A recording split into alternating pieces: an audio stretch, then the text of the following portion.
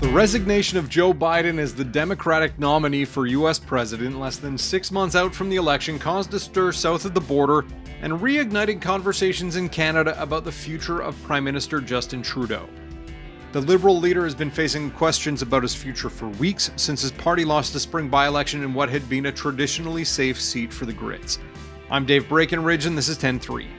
National Post political reporter Catherine Levesque joins me to discuss why some in Trudeau's party feel he should step aside, whether there's a real threat to his leadership at this point, and what could happen if the Liberals lose another by-election later this year.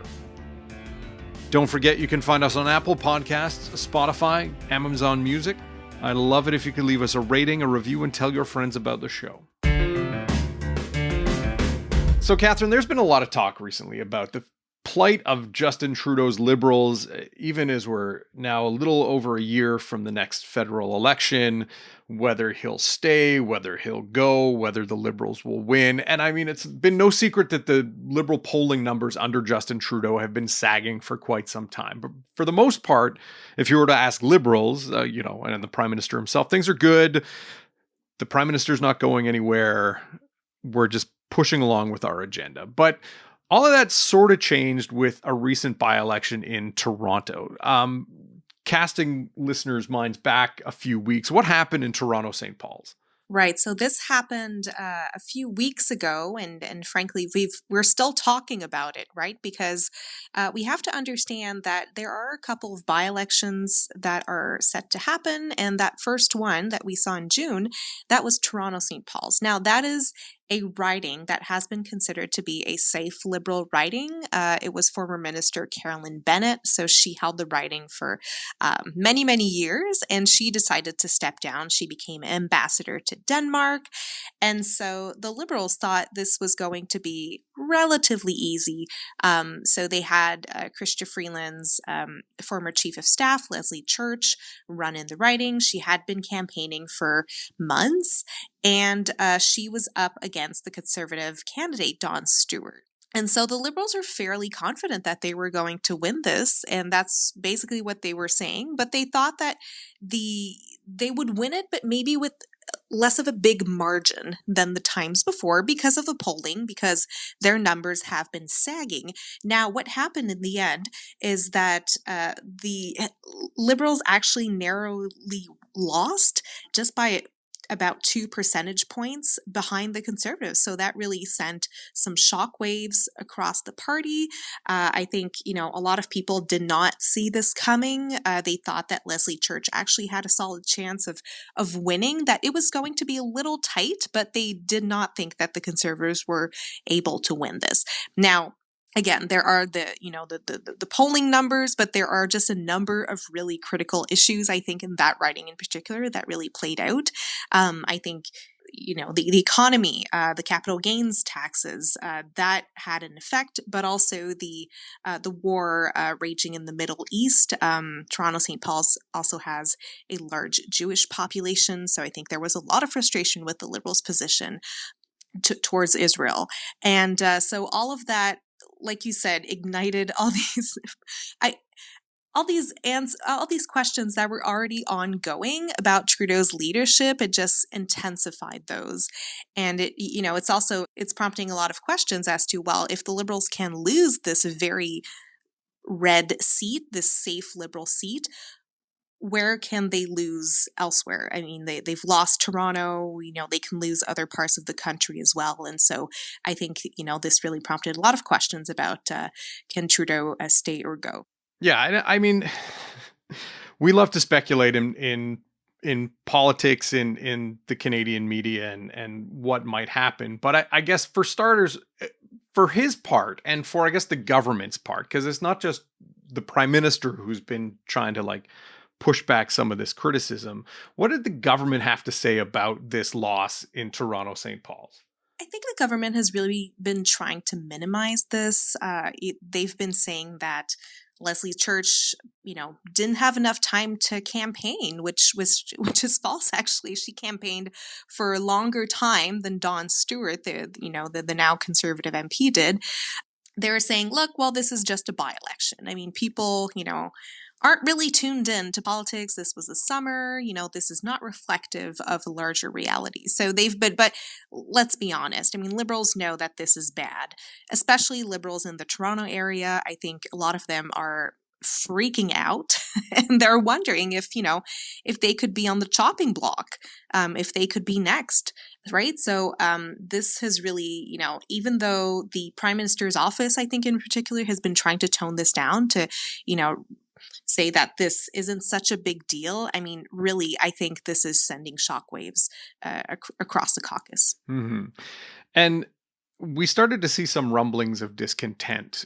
Who was the first Liberal to come forward and say, all right, Prime Minister Trudeau, it's time for you to consider maybe doing what's best for the Liberal Party? Right. So after this by-election loss, I mean, reporters were calling around and, we had some former Chrétien Liberals basically coming out like John Manley, saying, well, Trudeau should step down. We also had some of Trudeau's former ministers like Catherine McKenna, who is actually quite close to Mark Carney. She also suggested that Trudeau should step down. But the first person to actually come out in the caucus, because let's be clear, there were some anonymous rumblings, some Liberal MPs saying anonymously that they weren't very happy, that they thought that Trudeau should reconsider his leadership. But the first MP to actually come out and say it was New Brunswick MP Wayne Long. Now we have to understand, it's kind of a funny story, actually. We have to understand, first of all, that Wayne Long is not has already said that he was going to step down, that he was not going to run in the next election. So let's be honest, he has nothing to lose. He's also been at odds with the Trudeau government over a number of positions in the past. So look, he's already been an open critic of the Prime Minister, and he actually sent an email to the caucus saying basically that he thinks that Trudeau should step down.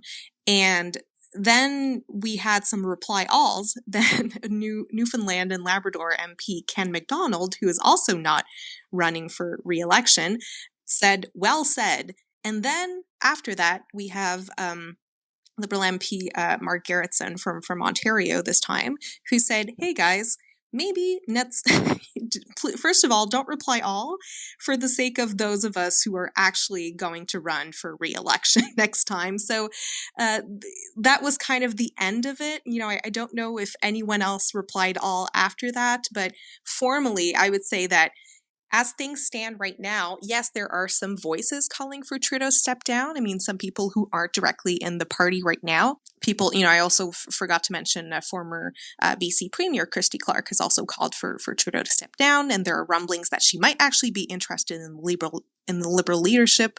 We can get into that later, but as things stand right now, I mean, there isn't a big movement in the Liberal caucus really calling for Justin Trudeau to step down.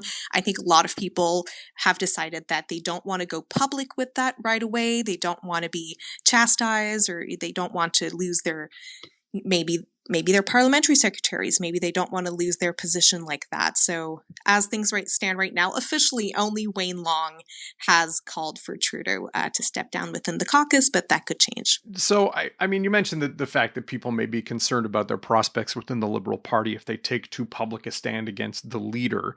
I know some people may remember the infighting in the Liberals when Paul Martin tried to oust Jean Chrétien as leader back in the day.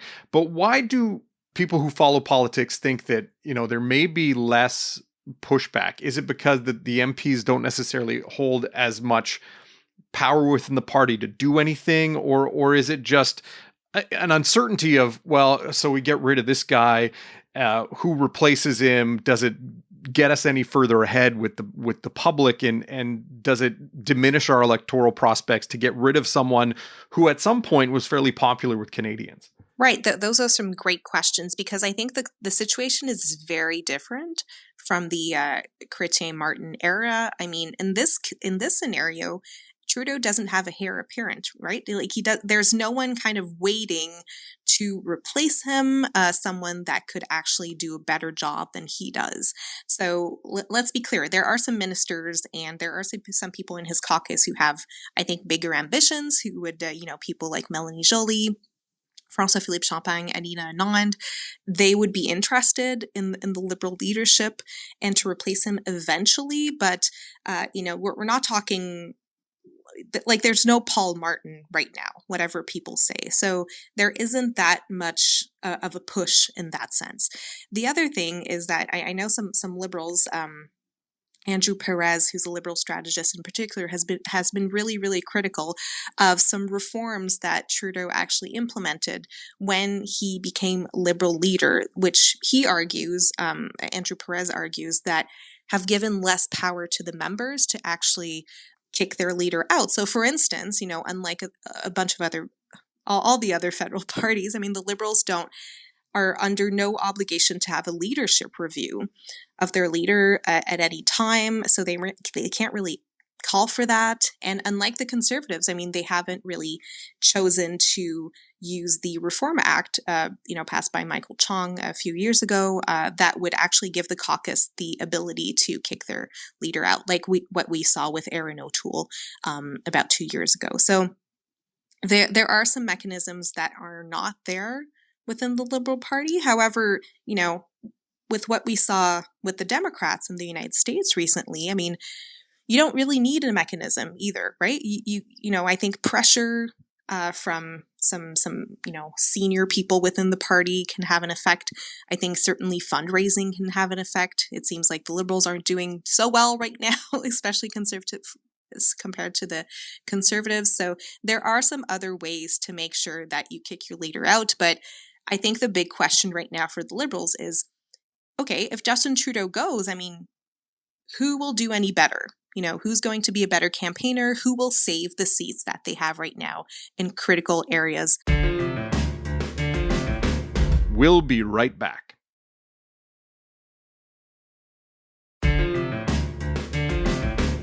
There's been a lot of talk about, if you were to get rid of Justin Trudeau as Liberal leader, that perhaps there's a Chrystia Freeland there. Some people have raised the specter of former Bank of Canada Governor Mark Carney. Do we get a sense that there's a belief that they may be able to steady the ship? I know there was some chatter that Chrystia Freeland has lost the confidence of her leader and could get bounced from cabinet, but that talk seems to have died down in recent days. Has this created some kind of inner turmoil for the Liberals right now that the Trudeau inner circle are trying to tamp down? And are there people who may not be in those other cabinet ministers that you mentioned that may want to run eventually for leader, that may be able to steer things back in the right direction before October 2025? So with regards to the names that you mentioned, Chrystia Freeland and Mark Carney, I mean, on the surface, they are very interesting candidacies, but there are a few problems with, first of all, both of them represent elites. I think, the Conservatives would love to pounce on them and, describe both of these people as people who are close to the richest among us and who can't really relate to the everyday Canadian, right? So in the case of Chrystia Freeland, I think that, yes, you're right. I mean, she is very closely tied to the current Prime Minister, to Justin Trudeau. I mean, she has been a great advocate for his policies. And there was that really weird episode where she was actually criticized for and thrown on the bus, really, for not promoting the government's economic policies correctly. And you're right, that seems to have toned down. I mean, it seems she seems to have reconciled herself with the Prime Minister, at least. I don't know about his office, but at least the Prime Minister. And so in the case of leadership, I mean, I know Chrystia Freeland, she would have some problems. And in fact, all of the current ministers right now would have some problems because they are so tied to Justin Trudeau and his record. And so that would certainly not really help them, I would think. As for Mark Carney, I think, on the surface, again, very interesting candidate. He has a great economic record. I mean, he's a well-known figure, especially in the economic and business circles. Former central banker of the Bank of Canada, the Bank of England. I mean, he is used to navigating economic crises, whether it was the 2008 economic crisis here in Canada, well, globally, in fact, but also Brexit in the UK. And so, but at the same time, he has no political experience. I mean, he has never run for office. He doesn't know what it takes. I don't think he's, I've listened to his speeches. I don't think he would be a great campaigner. Honestly, he is maybe just a little boring. And I don't know if he would really do a better job. I think it would be, certainly an interesting dynamic for him to go up against Pierre Poilievre. But frankly, I think Pierre Poilievre would be more than happy to describe Mark Carney as, central banker who's very disconnected from the common folk. So I do see some problems with both of these candidacies. But yes, I mean, you're right. There are some other names out there, some other people who might be interested. The only one who's really said that he might be considering a run for the Liberal leadership is Frank Baylis. So he's a Montreal entrepreneur. He's also a one-time Liberal MP. So he ran for the Liberals in Montreal he was there from 2015 to 2019. But at the same time, he was also at the center of a scandal related to COVID-19 procurement. So anyways, he seems to have some ambitions, but I'm not sure he would steer the ship in a very different position.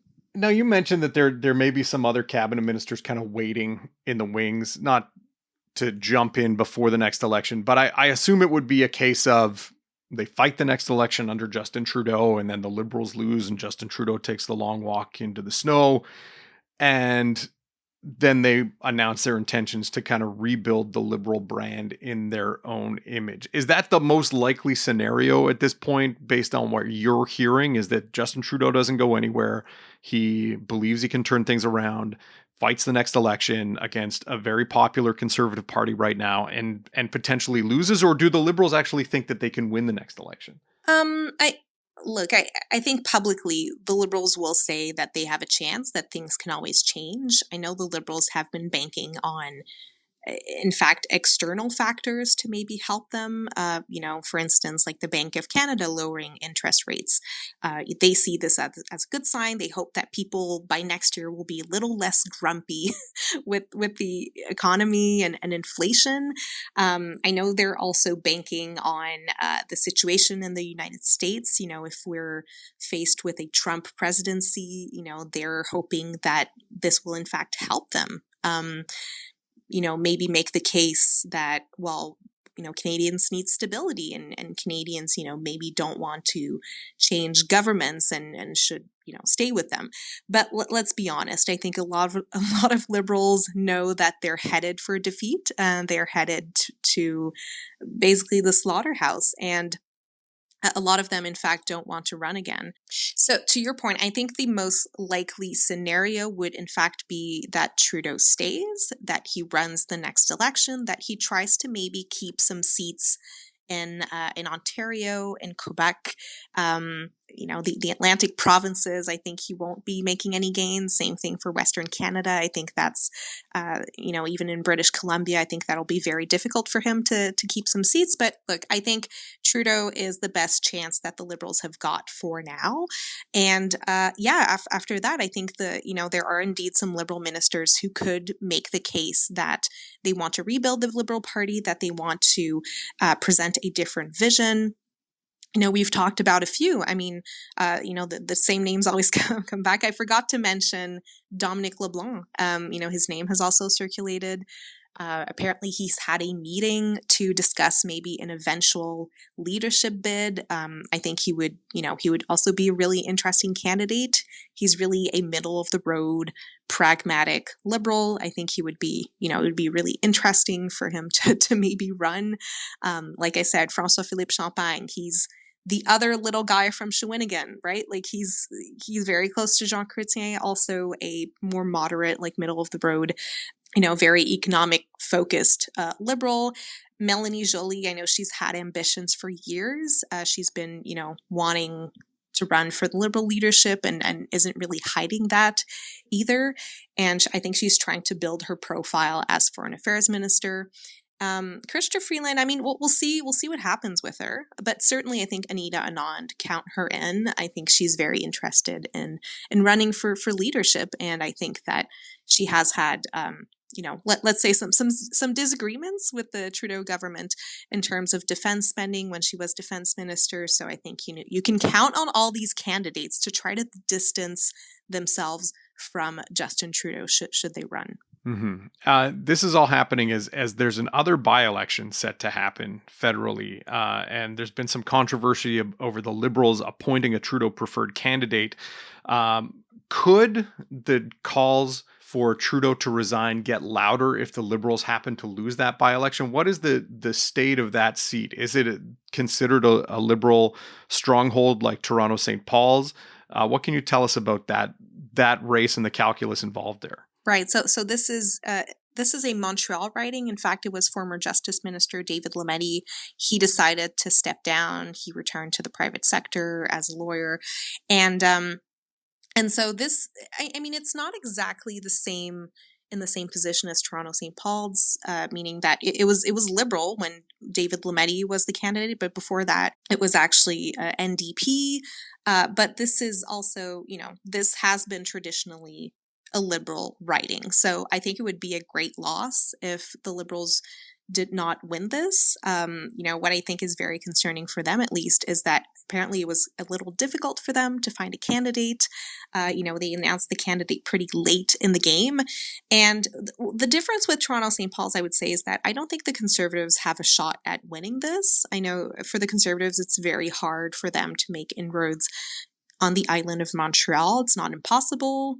But last we've seen that was in the Mulroney years, right? So I think the biggest threat right now for the Liberals in this riding of La Salle, Aymar Verdun is really the NDP, because Jagmeet Singh has managed to convince a very popular municipal councillor. His name is Craig Sauvé, and he has been campaigning for weeks, if not months. I mean, he's ready. He has his signs ready. I mean, he's just waiting for the by-election to be called.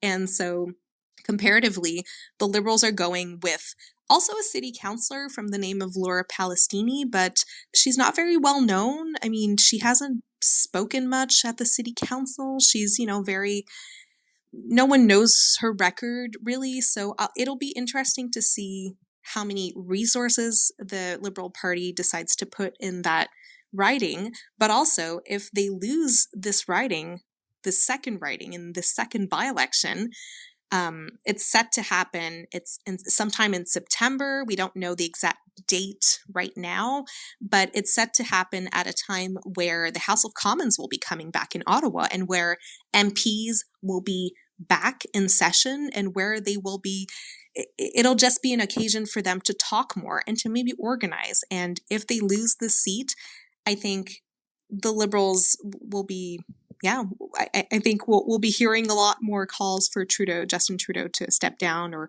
a lot more calls for change to happen, because contrary to Toronto St. Paul's, which happened at the start of the summer, I mean, everyone is kind of on vacation right now, or, not really organizing, but I think we might see a different scenario if the Liberals do lose that seat sometime in September. Yeah, fascinating time in Canadian politics. We'll see how that by-election shakes out, and whether, as you say, whether we see further calls for Justin Trudeau to resign.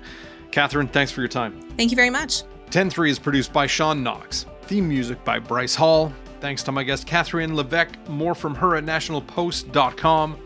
I'm Dave Breckenridge. Thanks for listening.